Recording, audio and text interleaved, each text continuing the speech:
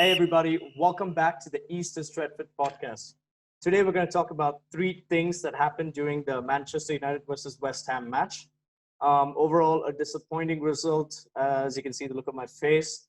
Number one, we're going to talk about Ole's mismanagement of his players. And we've seen it over the last 3 games or so where he hasn't been able to get the best out of his players. And it mainly results in the 5 games that he played with the same squad, with the same depth. And then it looks like they're just fatigued all over the place. And we could see that in today's game, like Matic was gassed out. Bruno Fernandes was really gassed out, he desperately deserves a break as well. And even the defense was all over the place with Lindelof and Maguire, just no communication, and there's a lot of frustration. So I don't know what to do anymore with this. We don't know what to say.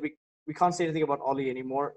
He's had his time. He's done phenomenally well, and he just needs to kind of step up the game, give his players a lot more rest, and start players when they need to be, get the formation right whenever they have to, and just tick all the boxes that could have been a sealed third place and an easy fixture against Leicester next game.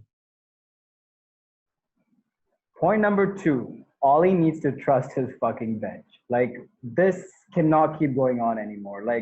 We had players like Fred, Scott, McTominay who were all performing at the highest level without Bruno and Pogba when we didn't have them. So it does seem kind of unfair when Ole takes so long to make subs in the first place. And even when he makes it, he does not make the right subs. It was pretty evident we needed someone to make, we needed a change in midfield today, but we never saw that. That change wasn't even close to happening. So I have no idea what's running in Ole's head, but we've seen this happen over the course of several games since the restart. He's only trusting this one team, and I think that's completely unfair.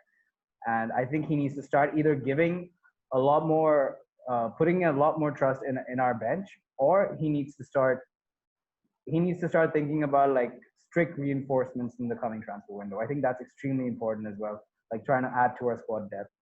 So, but for right now, with the last game of the league remaining, and with the Europa League still to play for, I really think Ole really needs to start trusting his bench a lot more. Otherwise, we're going to have this problem throughout, and we're just going to have gassed out players who barely have any sort of energy left to play any more games. And the rest of the players sitting on the bench, they're just going to start losing morale. And I think, overall, Ole really needs to pick this up. Otherwise, we're in for a lot of trouble, in my opinion. In at point number 3, Marcus Rashford, where the fuck are you? It's been a lot of games since the restart, and he's had games and glimmers of beautiful play. He's had assists to Martial. He's even had a goal against Crystal Palace. But where are you? Man, you were one of our favorite players on this team. At East is Stretford, we constantly talk you up. But Marcus Rashford, man, we know you can do more than this. Every time the ball seems to go to the left, we always pass it back. But Marcus, you're the best dribbler in the Premier League, in my opinion. You can take on any right back in the world. Any right back is fucking scared of you coming down with your speed. But we keep playing the ball back, and then it keeps being that there's no real threat off the left. But if there's a threat off the left and there's a threat off the right with Mason Greenwood, because he keeps performing, it opens up space for everybody.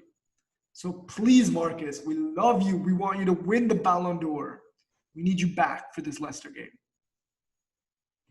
Thank you guys for watching this episode of the East is Stretford podcast. We're trying out a new format. I hope you really like it. We're trying to get it out as soon as possible. So hope you enjoy this, and we will see you next week.